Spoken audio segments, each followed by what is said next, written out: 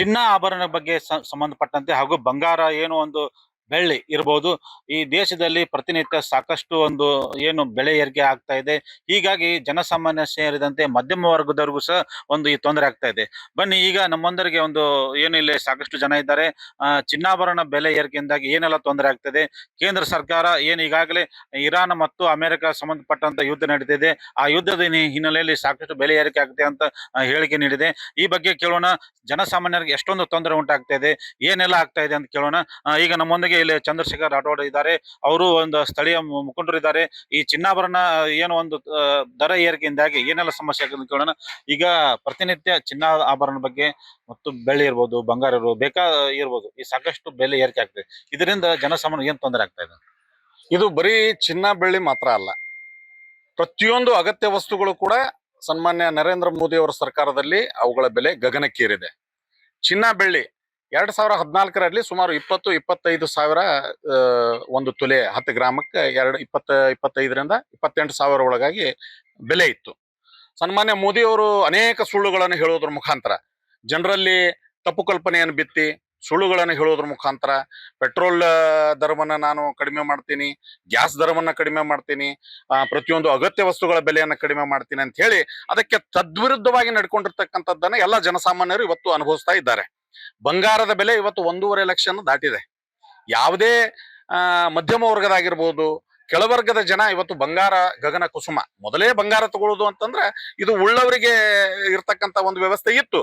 20-25-30 ಸಾವಿರ ಆದ್ರೂ ಹೆಚ್ಚಾಗಿತ್ತು.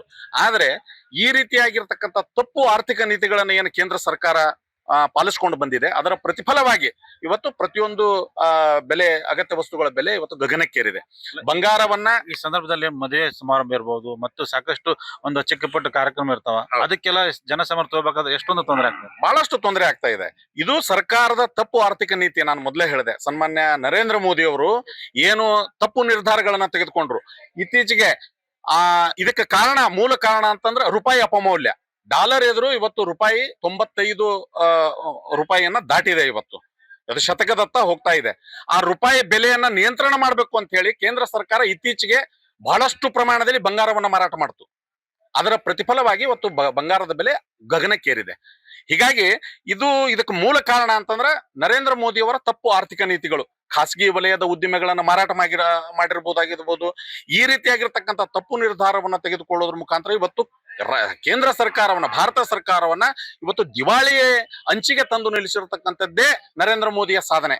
ಹೀಗಾಗಿ ಬಂಗಾರ ಬೆಲೆ ಇದು ಕೇಂದ್ರ ಸರ್ಕಾರದ ತಪ್ಪು ಆರ್ಥಿಕ ನೀತಿಯ ಫಲ. ಬಡವರು ಇವತ್ತು ಯಾವುದೇ ರೀತಿ ಮಕ್ಕಳಿಗೆ ಮದುವೆ ಮುಂಜುವೆಗಳಲ್ಲಿ ಇವತ್ತು 1 ಗ್ರಾಮ್ ಬಂಗಾರ ತೆಗೆದುಕೊಳ್ಳುವಂತ ಶಕ್ತಿ ಕೂಡ ಇವತ್ತು ಮಧ್ಯಮ ವರ್ಗ ಮತ್ತು ಕೆಳವರ್ಗದ ಜನರಿಗೆ ಇಲ್ಲ. ಅಂದ್ರೆ ಈಗ ಈ ಯುದ್ಧ ನಡೀತಾ ಇದೆ, ಆ ಯುದ್ಧದಿಂದಾಗಿ ದುಬೈ ಇರಬಹುದು ಮತ್ತು ಇರಾನ್ ಇರಾಕ್ ಇರಬಹುದು, ಅಲ್ಲಿಂದ ಏನು ಒಂದು ಆಮದು ಮಾಡಬೇಕಾದ್ರೆ ತೊಂದರೆ ಆಗ್ತಾ ಇದೆ. ಈ ನೆಲೆಯಲ್ಲಿ ಈ ದರ ಎಲ್ಲ ಹೆಚ್ಚಿಗೆ ಆಗ್ತಾ ಇದೆ ಅಂತ ಒಂದು ಬಿಜೆಪಿ ಅವರು ಅಥವಾ ಈ ಕೇಂದ್ರ ಸರ್ಕಾರ ಹೇಳಿದೆ.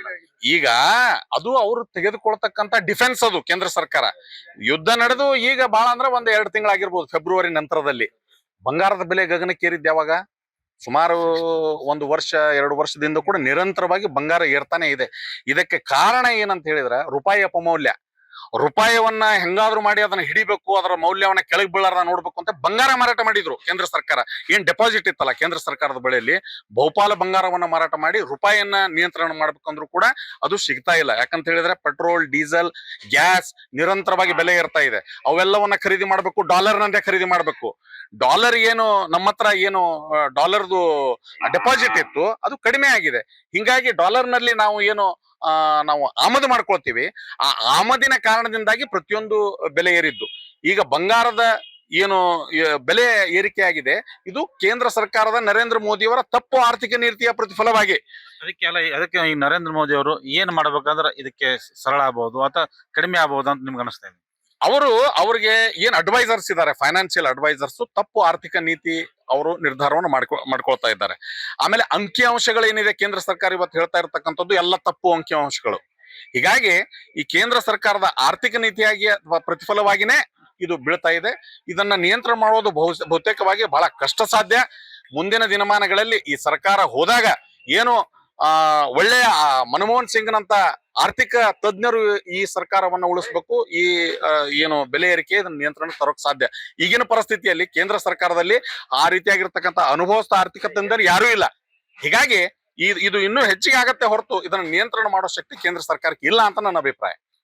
ಇದು ಏನೋ ಆರ್ಥಿಕ ನೀತಿಯಿಂದಾಗಿ ಈ ತರ ಏನು ಬೆಲೆ ಏರಿಕೆ ಆಗ್ತಾ ಇದೆ. ಈ ಬಗ್ಗೆ ಕೇಂದ್ರ ಸರ್ಕಾರ ಗಮನಕ್ಕೆ ತರಬೇಕೆಂದು ಇವರ ಅಭಿಪ್ರಾಯ ಆಗಿದೆ. ಆನಂದ್, ಅಶ್ವವೇಗ ನ್ಯೂಸ್, ಬಾಗಲಕೋಟೆ.